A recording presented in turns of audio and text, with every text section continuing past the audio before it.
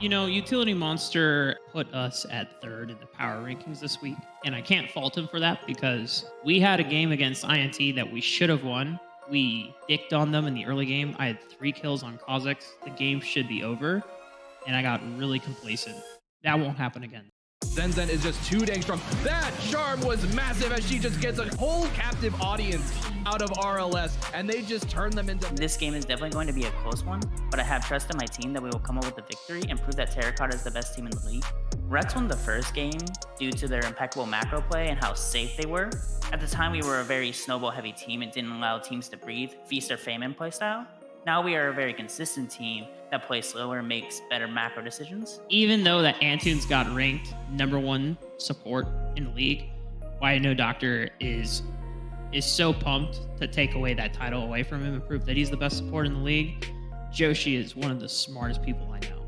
And even if you are better than him mechanically, you can't outbrain him. He will macro you to death. He will make you cry. I would say TG is the second best team in the macro, with Rex being the first. Hopefully we can make that step forward and be the better team during this game. Gravio's gonna get stunned up as Oriri is looking for it, and a long-range stun is gonna find Antunes, is gonna get the ignite kill onto Gravio, and now Brown Jesus is forced to flash away. Winning first place as a team would hopefully change how our horse was viewed in the community and no longer be called 1499 esports. I'm going to be honest, I don't remember our game against TG. In fact, I don't really remember most of our games this season. The only thing that has changed, they have a new support player and they have a new mid laner. They look better, but I think the only worry that I somewhat have is their mid lane. The mid-season roster changes were a combination of personal issues and communication issues. Tien has really stepped up and appeared to be one of the top, if not the top mid laner mechanically. I could give less of a fuck if Dien is a Diamond Smurf. Zane is still going to shit on him. We're still going to shit on this team.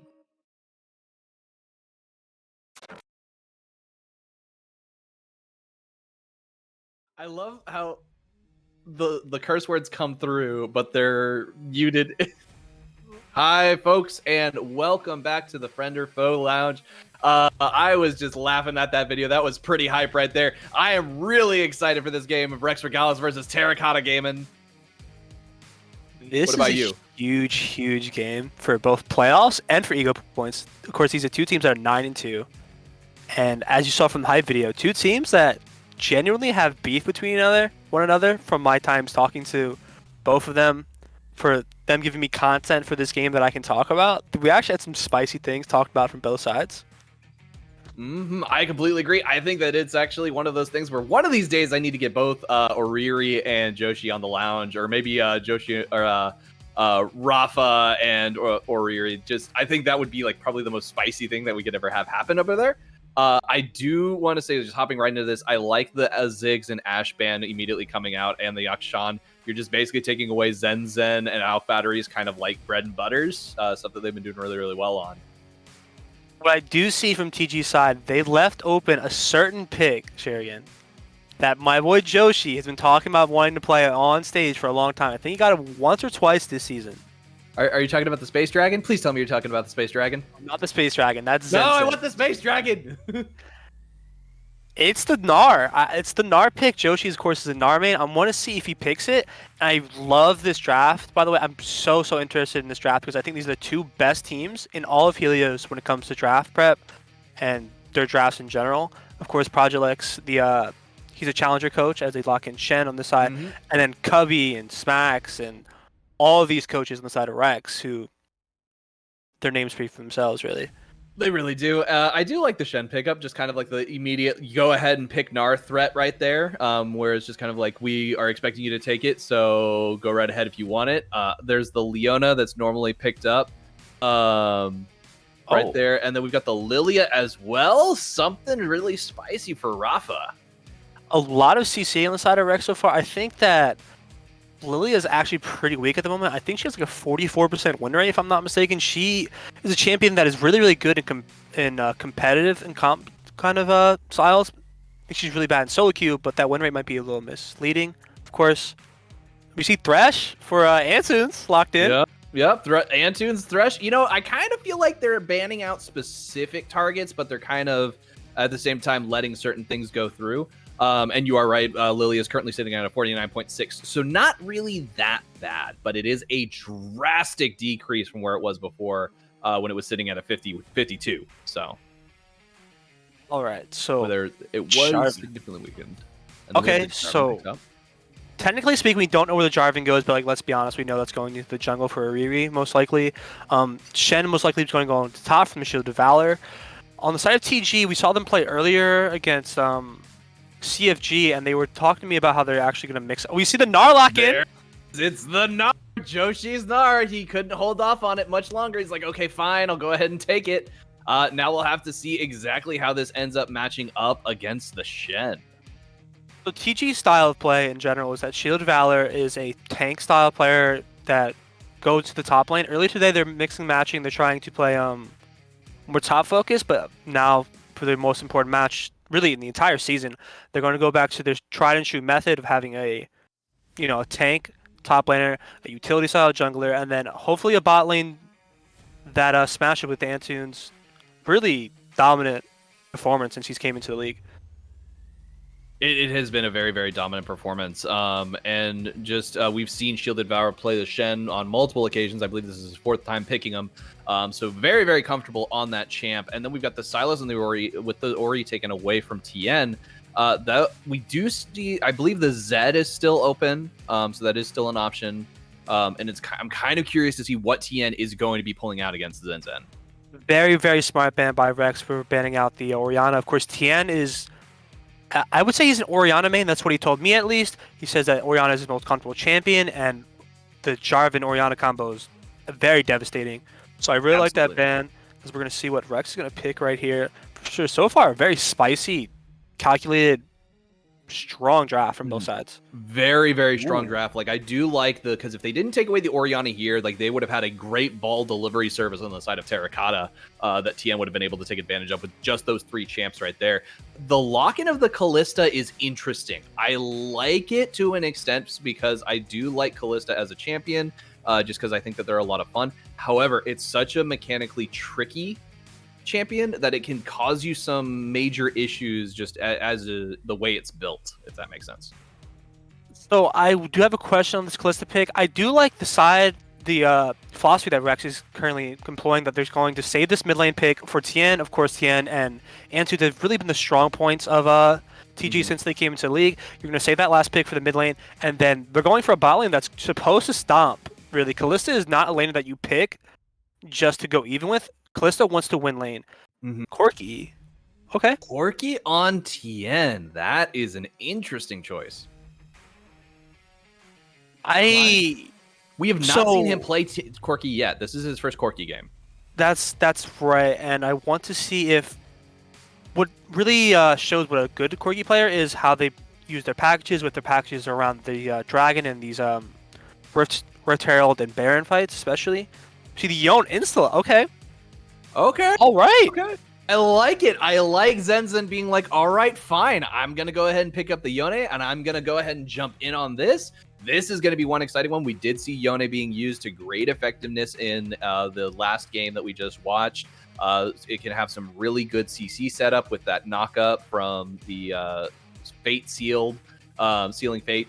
And with the Gnar added in addition to that, it's going to leave you some good opportunities to drop solar flares and some really good stuns from Mega Gnar if you time it right. Lots of CC on the side of Rex. And I think we're about ready to hop onto this ribbon and see exactly what's going on. Just in general, looking at Rex's draft, like the more I look at it, the more I'm like, are TG going to even be able to respond before the damage comes out? Dude, what I will tell you is, I was thinking a lot about how you would beat TG in general, and this is the exact draft that I would pick against TG. A mid laner that will hopefully stomp Tien, because Tien's a very passive laner in general, and then a bot lane that can hopefully punish Antunes for being an overly aggressive laner. He plays a lot of hook champions, he plays a lot of champions that want to fight. So if you get a bot lane that can beat their bot lane, if you can get a mid laner that can kill Tien and punish him for being such a passive laner in general, that's exactly how I would win against TG. Yep. And we do have Jarvan picking up the sweeper, so they are going to be trying to clear out as much of these wards as possible. Looks like he's pathing in the direction of red buff. I do like how Rex have kind of set themselves up to the side right here. And I do, again, I'm going to talk about Lilia, just how adorable the champion is, just because I love the prancing around. But the Nightbringer Lilia, there's just something that's absolutely terrifying about it. All right, so this is a bit scary for Rex right now. They've been on 2 wards right now. They did not know they were warded at the Riverside. I wonder if they're going to try to do a cheese gank right here with the Lilia and Yone gank maybe to mid to surprise him. Unfortunately, Zenzen's going to be behind, I think, CS or 2 right now, actually, from the start. So a bit sus. We're going to see a bot lane fight here. This is huge. We might be seeing a bot lane fight right here. That's going to be a Flay coming out that's just a little bit shy. We do see Doctor getting a good Shield of Daybreak smack. Right, they're getting a nice stun. It's really important when it comes to bot lane and getting either ahead at the beginning or getting even. Right now, it's all about that level 2 push. And right now, Rex does have level 2 push. Unfortunately, they have a health disadvantage.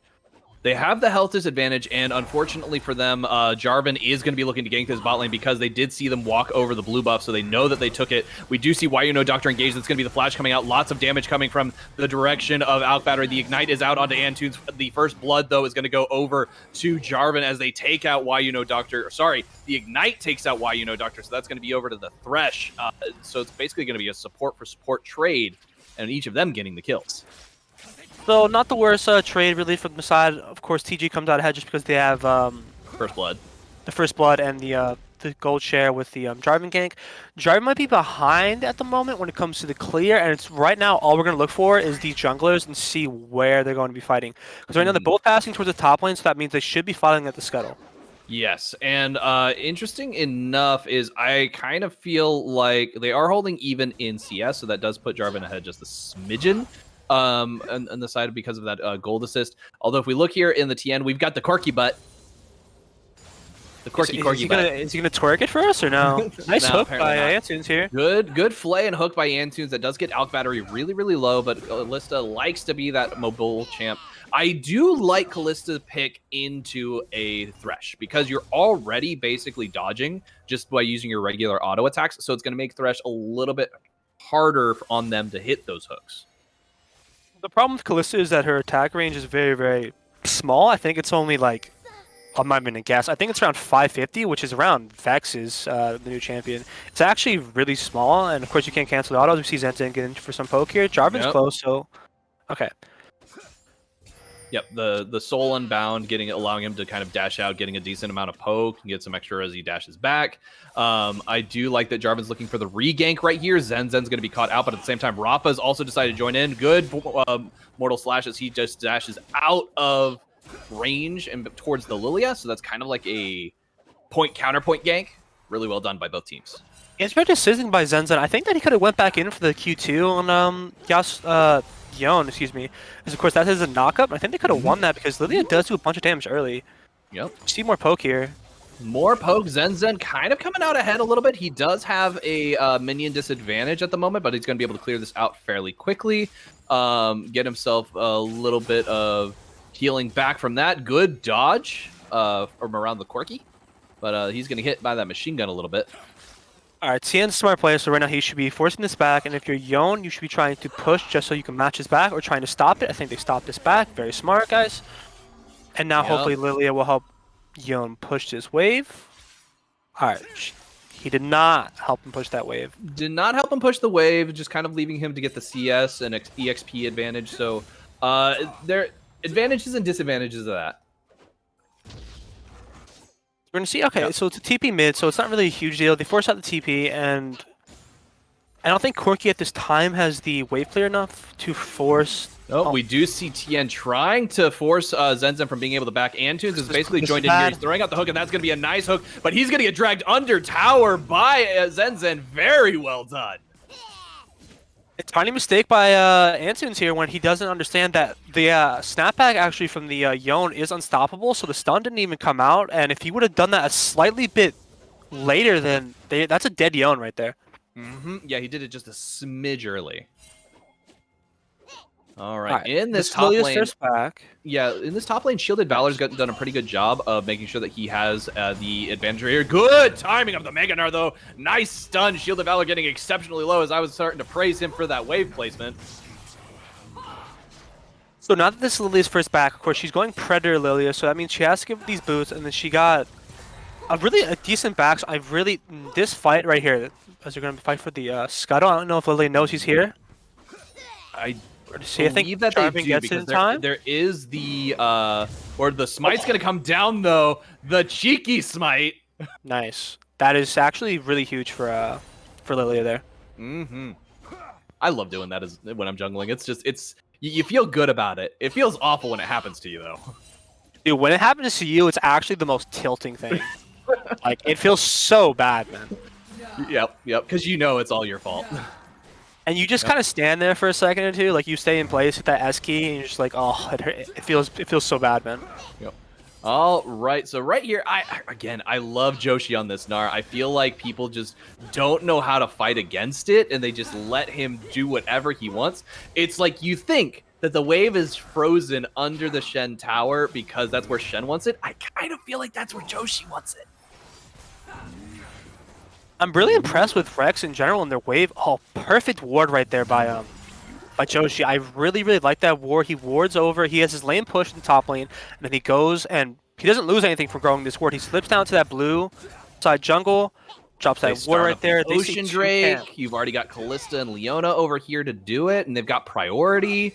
They are pinging that they are aware of what they're trying to do, so they're probably going to just back off right now because they don't have full priority. Why, Doctor looking for an engage on this mid lane now.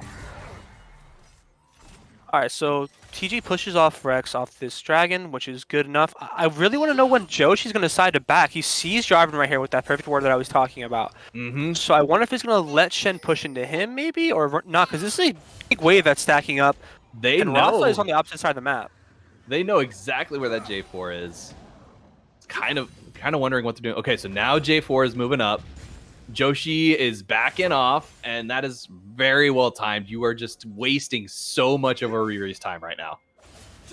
So good job by Joshi. He played that thin line where he knows what the jungler is and he baits him, like you said. Waste some time from Oriri. And he gets a really good back right now. He has 25k that he's going to have to spend. Get himself a phage, get himself a pickaxe, get himself a control ward, and then he's just going to kind of waddle on down to lane. He could TP, but he probably doesn't want to because he wants to save it for this dragon fight that's about to happen. Good flash by Rafa. A little bit unnecessary because I don't think it would have hit anyway. Rafa's getting exceptionally low, though, and he's going to go down to the Corki damage, and that was really well done by Terracotta catching him out. Yeah, unfortunately by Rafa, you have to not flash there. Going from a max range flash by Thresh is actually in. It should never work. You should there we not go. And dude's getting a nice bit of, that was a really good use of the Blast Cone and the Kalista ultimate. Very smart by Kalista and YU Doctor from not panicking. Of course, you have the ulti that can save him from over the wall. Smart by Antunes from hitting the that Blast Cone. But again, like Rafa said earlier, Rafa, you have to sidestep that one. But that's actually a big lead going over. You get the dragon and plus a kill. So we see Joshi right now just getting taunted under turret, so he actually takes a tower shot, but he's still pretty darn healthy. Now he's about even with Shielded Valor. And in the meantime, see, I love this. Like, you see Oriri putting so much pressure on this bot side, right? Like, he keeps, like, working his way down here, takes the dragon. They've been fighting in the jungle. But at the same time, you just see Joshi up here just basically free farming under tower. He's created a nice CS gap for him from Shielded Valor that's going to really start affecting the Shen as the game starts to progress. I wonder if that was Project's, of course, TG's coach's plan. Of course, they were going to say, let's focus this bot side. That's the strong side of TG. Their bot is the strong side and their mid lane. And they're going to just leave this top lane on island. They pick Shen. That's perfect for them. So him going down, 20 CS is really not that horrible for how the team comp works. That's true. It very well could be. That's exactly what their plan is. Right now, we do see that Rafa is getting caught out by Oriri. Cataclysm's coming out, and that's going to be a lot of damage from the Jarvan as he just basically solo kills him. In the meantime, Shielded Valor coming down to assist is going to miss out on some more CS and EXP. Probably should have just hung out because there was no need for him to go down there anyway. Fortunately for Rafa, just an ill-timed invade right there because mid had no prio, unfortunately, and Yeah. Top has prio, but he doesn't have enough time to go in. And can't flash. Zen getting really, really low, but he's going to be able to get out just fine. Joshi, in the meantime, is having to 2v1 this. He seems like he's doing okay with the full health Mega Gnar. So hopefully that Rex has decided to time the Corki flash. It is actually more important than people think it is, just because he has multiple Ws, really. Well, he has one W, but the flash is important when it comes to Corki. He's still a marksman, and marksmen all need their flashes. Yes, they do. Yes, they do. Right now, as we look to this mid lane, I do think that Zen has only used his Ignite once, right? Ooh, good block by Shield of Valor, but unfortunately that does not block the boomerang. It does block the auto attacks. Joshi is almost Mega, so he could theoretically threaten a dive here, but Antunes has already come up here to assist with this. There is no ward here, so Joshi doesn't actually see him. He did go Mega, so he's kind of like, this is a little bit risky. Throws out the pillar. We do have Tien coming to join as well. The hook just barely missed it, so Joshi may actually be able to survive this and get something out of it, but unfortunately he's going to get exceptionally low, having to flash down, avoiding that, but Oriri's already there to catch him out, and he's just going to walk alongside for a couple of seconds before he takes the kill. For my insider information, this is something that Antunes has been working on really this entire season, is when to go into the top lane, when is it the good play. And smart by Rex, you know, you commit 3 people to the top side, and you get around now you've got 3 committed to this bot side. The ulti is available. That's going to be the flash coming out from Iron Tower. We got the ulted Shen coming down as well. Solar Flare catching 2 members. Tien is here too. Looks like he might have used that TP in order to come join this fight. We got Jin trying to take out Rafa, using the curtain call to hit him right there. Antunes, in the meantime, has pincered him as well. So this is really well done by Terracotta. They have managed to seize a great amount of advantage during this. We've got the Ignite on Rafa, means he's going to be completely visible as he walks between these 2 towers. He's going to be taking damage from them. That's going to be the flash auto attack from Thresh that was probably trying to get a lantern over there so someone else could get the kill, but unfortunately just weren't able to. That was really well done by Terracotta Gaming. They have really stepped up their game this time. Very good pincer by Antunes, like you said, when cutting out this Lilia. And this is one of the problems with Lilia in general since the nerfs, really, since the champion's actually been released, is just she is very squishy, actually, especially early. See, Alk Battery. I have severe questions about the Kalista pick. I would love to see why they picked it. I think it's good. Ooh, that was a good blind hook onto the Leona. Good flash, of course, by Leona right there. Yeah, that was really, really good flash. Keeps them alive. Keeps Why You Know Doctor from having to use up too many more resources in their life pool. This is, though, we are seeing that Terracotta has pulled ahead in this early game, and unfortunately, I feel like Rex's comp wants to win the early mid game. They don't want to be going for this late game team fight, which I think is going to be the advantage of Terracotta. You're absolutely right. Corki is one of the most devastating mid laners, really champions in all of League when it comes to late game, as Yon's doing some good damage right there. Unfortunately, got a tower shot. Yon can do some decent damage early on like that, and that's going to be really, really important, especially as we step into this mid-game set of fights. We do see that the Windrake is up, so they are obviously going to be looking for that. We have 3 members of Rex down there looking to fight. Joshi, in the meantime, up in the top fighting off of the and we have a steal. Drake. Wow, this is actually huge. A lot of the critique that's been on TG has actually been Oriri, the captain of the team, as we get, I think he's going to do EQ combo, immediately take it. Yep. Rafa got the early smite. It's unfortunate. That's just, I don't know. Maybe it's just nervous. Joshi gets the solo kill in the top lane, finally coming in. That's actually huge for him. That's going to be absolutely massive, although it is now an Inferno Drake. An Infernal Drake is definitely what Rex wants in this. If they can manage to get all 4 of them, they're going to be absolutely massive. Look at that. The Sealed Fate just completely wrecks the 2 members of Terracotta, and that is going to be the shutdown going over to Yon. He is going to be really, really strong. He is walking through the Corki package and surviving with 20 HP. In the meantime, Tien is getting exceptionally low, and he's going to go down to Alk Battery. That was really, really tight. I'm actually really impressed by Rex's... Joshi getting caught up, but he's just going to bounce away. Oh, nice, Joshi. Okay. Boing, boing, boing, A little bit of a sus flash by Riri there, but very smart by Joshi to get out of there. Yeah, and here we have Alk Battery doing the decent job onto this bot lane turret. They have already picked up first turret by taking down top tower. They have taken second turret down here in the bot lane, which is giving them a nice bit of pressure. You've got that reverse wedge going now. So you've got the top and bot waves both pushing in pretty hard, which is going to make it a little bit easier for them to finally get this mid tower. Of course, despite TG being ahead only 1 kill and 2 dragons, they are down in CS. And they are down in gold just because, again, as you just said, Rex has 2 towers on the side of TG that has 0, and their CS numbers are better on Rex's side. See, here's the thing about Rex that we have learned quite drastically throughout the course of this season. They won't necessarily beat you in the micro, but in the macro, they are going to crush you. Absolutely. Their knowledge of the game, they're that old stereotype of gamers where it's like your knowledge on the game is like 90% and then your fingers are like 10%. Like that thing. If Rex as a team learns to get fingers better, maybe I think they're easily the best teams in both leagues who have better fingers, actually, including you. I completely agree. I think this is actually one of those things where we're seeing right now Rex is doing a great job of making sure that they're maintaining their macro presence, and they're just kind of like, they're pressuring Terracotta in a way that lets them think that they're winning, which is almost scarier than just actually straight out winning. All right, so now that Joshi has this top lane tower, and he's going to be more susceptible to ganks, as you said. We really need to get good vision control on this side. There's so many more susceptible, so many gank routes that Jarvan and Corki can take with him being pushed up this far. Regardless, though, I'm just so impressed with what Terracotta's been doing this game. It's kind of nuts.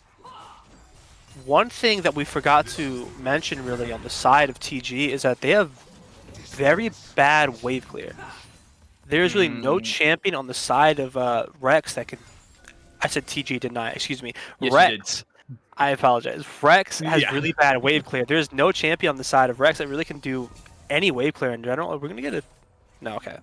We might see a dive here into the mid lane. They are question mark pinging. We are seeing that YuNo Doctor and Alk Battery both stepped into the lane. They are looking to get this engaged. We got 2 flashes coming out from the side of Terracotta. That is going to be a nice bit of resource pull away from Terracotta in that fight right there. However, we're still on that timer. Once Corki starts coming online, once he starts getting those items, it's going to be so devastating whenever he gets that package placed. And we've seen, I think Tien is doing a really good job of getting those down. There was that one in the dragon fight that nearly took out Yone. And so as we look towards the later stages of this game, that's where we're going to have to see if Rex is still able to maintain that macro fight. As you said, yes, Tien has had really good packages, especially that one package you said, that dragon fight when he got Yon on the snapback, which is really smart. Right now it's the waiting game, I think, because as we said earlier, I think that Corki and Jhin are just way better late game champions than all on the side of Rex. I'd say other than Gnar, perhaps, but yes, I'd agree. I wouldn't really say Gnar is a strong late game champion, though. I feel like he provides a lot of tank and CC, but without the actual damage to back it up, I think that the Kalista and the Yone are going to start falling off fairly quickly. Depending on how Lilia ends up building, their burn might be really effective against the tanks that are going to be on the side of Terracotta. So like the Jarvan and the Shen. It's going to be interesting once we start getting into these later team fights. That's where it's gonna matter. Like this right here, this is really nasty hook that just lands on the Lilia. That's gonna put Rafa in a really bad spot right now, but we got the sealed fate coming out. That's gonna get a double knockup from Yone. We do see that there's a nice bit of damage though coming out from the side of Terracotta. They are shredding through these health bars on the side of Rex, and unfortunately, looks like Kalista's gotten a couple of bit of spears in. We haven't seen a rend yet. The damage is barely coming out for the side of Rex. We have the ulti knocking up the Jhin, but the Jhin is going to be able to take out the last few members of Rex, and this is where the damage starts to come online, and this is where Terracotta becomes a huge threat.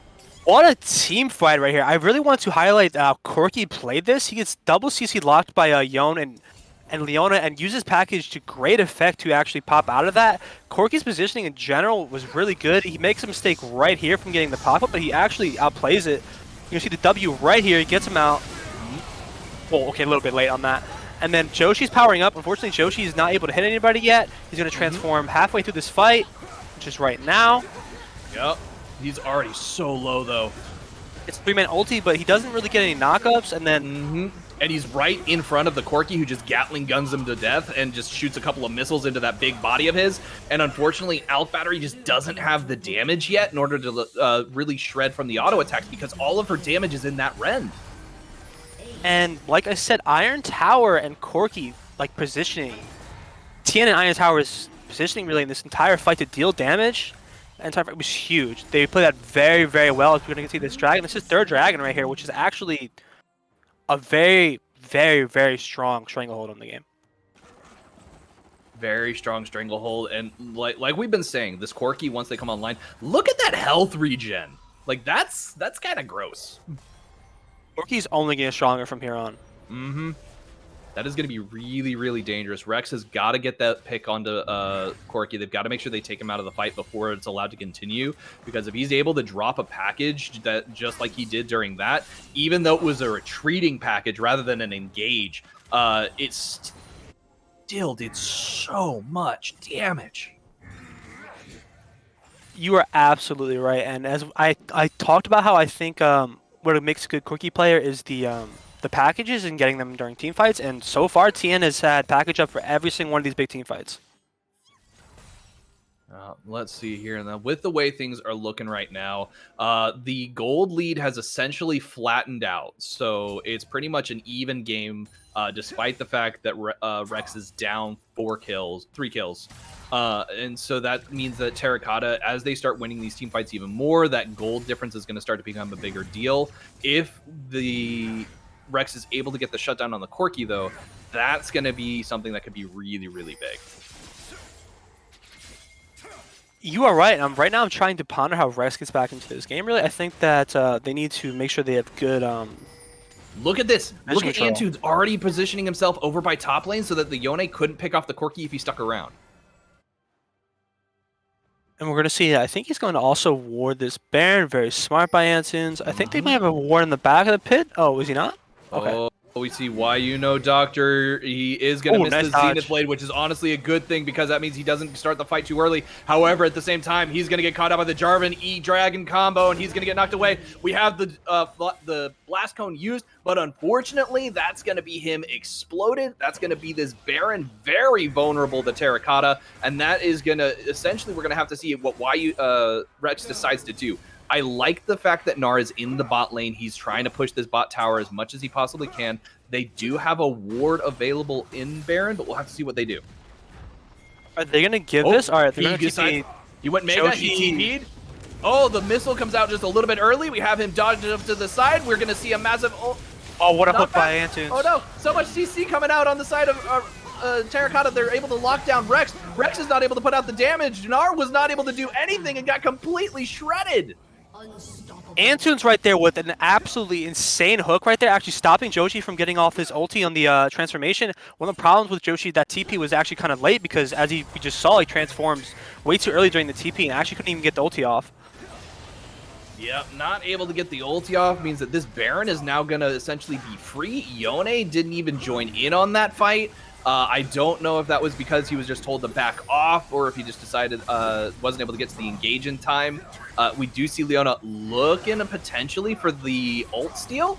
It's dropped, but it's just a little bit off. Just a shot in the dark, man. Yeah, just a shot in the dark. You just kind of got to go for it, and that is going to be Baron pickup for Terracotta Gaming. They're going to take the lead in the gold. They are now 1,000k ahead, and essentially Rex is going to be on the back foot, and they might start falling down this mountain.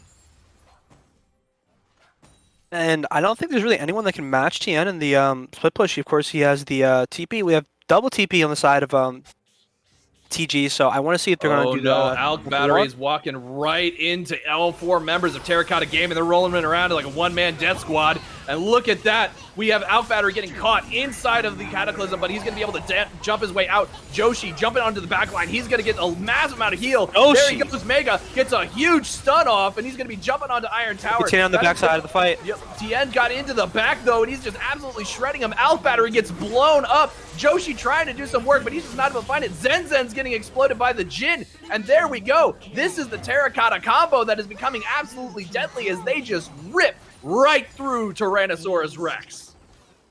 Iron Tower might be the most underrated AD carry in all of Helios, by the way. This man's positioning all these fights is actually incredible.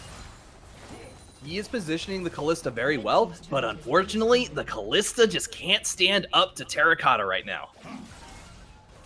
Did I just mess up and say Alk Battery or Iron Tower? God, I hope you said Iron Tower. You did say Alk Battery. You meant to say Iron Tower. I'm mixing up names a lot. I apologize, but it's perfectly all right.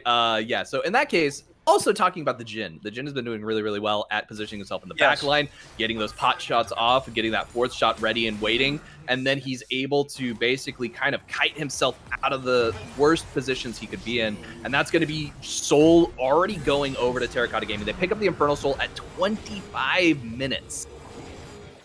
I'm trying to remember what UB ranked Iron Tower as an AD carry. I'm really impressed.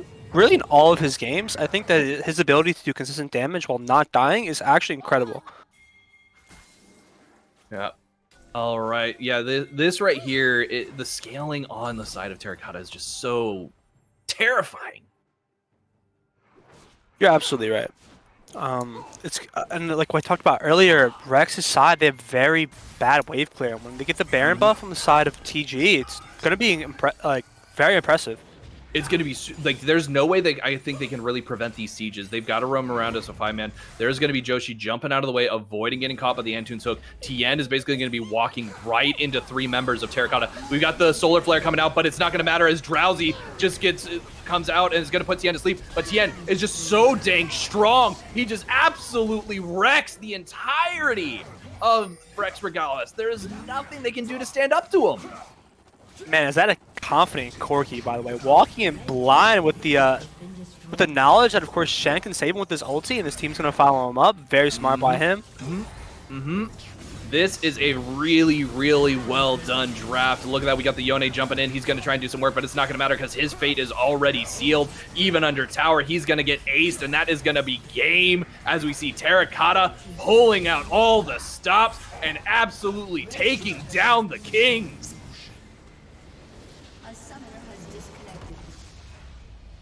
Huge win. Very huge win. Very huge win. Honestly, it's like you look at the initial draft and I'm kind of like, I'm leaning in the direction of Rex, but I see the scaling possibilities available for Terracotta, and I have to wonder if the macro play is going to get to that point. But then we just see the power of Tien on this Corki. I swear, I don't understand why such a... I don't know how else to describe Corki other than an oddball champ. Like, it's just kind of weird. It's a Yordle in a little plane that shoots a Gatling gun and missiles at you. How does that even make sense? Well, he also rocked the dummy thick Corki skin. So I think that adds +10 to all stats. And as you said, I think that Corki played out of his mind this fight. In particular, that one fight I'm trying to remember. Or the one that was behind the pit? It was the one where he was near the dragon fight where he TP'd behind Rex when Joshi decided to ult in the team. Oh, the really third fight. Yeah. I was really impressed by his ability to use his package. In general, all throughout the game, I think Tien played fantastic. And Iron Tower, like I said earlier, his positioning was incredible this entire game. Absolutely fantastic. Tien is showing why they're one of the members to be feared on Terracotta Gaming. Very well done by the rest of Terracotta in general. Just great performances across the board. There was some absolutely insane roams out of Antunes where he knew exactly when to go top. And it was just really, really well done by them. And unfortunately, it seems like Rex got a little big for their britches and just kind of let certain plays go to the wayside. You're absolutely right. Huge win for TG. They go into 10-2. On the side of Rex, they go into 9-3. This is huge implications for, of course, playoff seeding. Absolutely. And I think TG pretty much secures playoffs pretty much. I mean, they have to win a couple more games, but I don't know what the numbers are in order to basically secure a guaranteed spot in playoffs, but I think they're very, very close and maybe like 1 or 2 more games, and then they're good to go. With that, though, we're going to take a quick break. Really looking forward to seeing what they have to say in this interview. So we will be right back.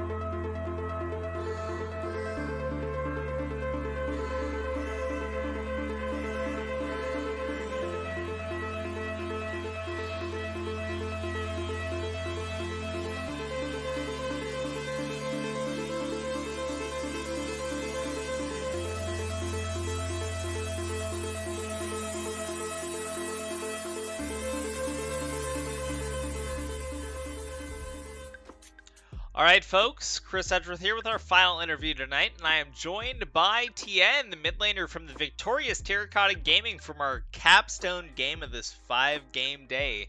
Tien, congratulations and welcome. How you feeling? Thank you. Feeling good as always. Awesome. Let's dive right into it. Let's talk about this game. So this is a very anticipated game for everyone in the league. We want to see how things shook up at the top of the standings, and the draft definitely didn't disappoint. You did leave open the vaunted Gnar for Joshi, but you folks obviously had a plan for it. You opted into the Shen matchup, and then you were obviously popping off on this matchup with the Corki. Give us some insight, if you would, about what your folks' plan was coming into this matchup and what you ended up against. I think we wanted to, well, since they banned a Moo, yeah, couldn't pick that, so we just picked the Shen because Shielded really likes it, and I think Joshi plays it or something probably. And then it fell down to the latter picks when we still needed like a high DPS character. So me and the coach were thinking, maybe something like Corki, Syndra, etc. But I really wanted Corki, and he agreed with it. He's just obviously draft Cataclysm to me, the enemy team, so that was pretty nice. Now I'm actually low-key Corki hater, not gonna lie. Can you give me some insight on why we've been seeing so much Corki specifically this week in Friend or Foe? Well, yeah, there's two Corkis. There's the Corki that picks fleet footwork and just tries to survive lane. Just get to team fights without costing their team too much. And then there's the Chad lethal tempo Corki. Okay, and that's when you build no attack speed and you just proc that lethal tempo and then just one shot Lilia. And that's the Corki I like. It's a different breed. Just built different, turns out. All right, well, let's talk about this game specifically. Where in this game did you feel like you folks took control? It felt like back and forth until At a certain point in the middle of the game, you folks broke it open. Where did you feel like it was won for you? Did you have any thoughts on when it was truly decisive? Yeah, well, the first time it felt really good was when our jungler, who's like 4 weeks into the role, just EQs over the wall, just gets a free dragon. I think maybe Rex needs to work on denying entrances into Dragon Pit. Maybe if you guys want to look back at that, maybe you could work on that. Maybe use your champions to deny movement. But other than that, I think the main thing was around Dragon when the Yone had a pretty good ult that almost caught us out and almost one shot a couple of us. But because of shield bow and other stuff, it just wasn't enough. So then they kind of overcommitted into the one shot, and when it didn't work out, it just fell on their face because of our consistent damage. And then the fight after that as well, just those two dragon fights, or the dragon and then those two dragon fights, pretty much that was it. There's no coming back after the second one. I appreciate you continuing Rex's strategy of exposing strategies to best them. Just giving them the shout out, like, hey, this is where you need to go back in the VODs. You should go check this out. Yeah. Because that wasn't great. Now let's look forward. So this was a decisive win over your contemporaries at the top of the standings. So how are you feeling about conquering Rex or Gallus, and how you're feeling about the team for Terracotta Gaming going forward as we look towards playoffs? It feels good, beating Rex. I think all their players are individually not very good, but they have I think they're really good at commentating. I watched the whole Golden Guardian series because I saw Joshi on it. Despite the banter, I was saying it in all chat, a bit of banter. I like his commentary style, so I'm glad that he has something to fall back on after he drops out in playoffs. Nice. All right, man. Well, congratulations, Tien. It was a big win for you folks at Terracotta Gaming. Before we step away, though, do you have any final thoughts you'd like to leave with us? Any shout-outs or any banter you hadn't had an opportunity to get out? Yeah, the final thoughts are the real #1 match. SEAL Team Chris versus TG happens next week. Tune in, guys. All right, folks. Well, you heard it here first. That's going to be a big matchup to look forward to next week. But that's going to be it for us tonight. This was an awesome 5-game day. Congratulations to Terracotta Gaming for snatching first place decisively with this win. And folks, we'll be back next week with our Luna matchups on Monday, 4:30 Pacific Standard Time. So congratulations to our winners today. Thanks to everyone on our staff, for everyone who makes this possible. And we'll be back next week. Congratulations to our winners. Be well and have a good night.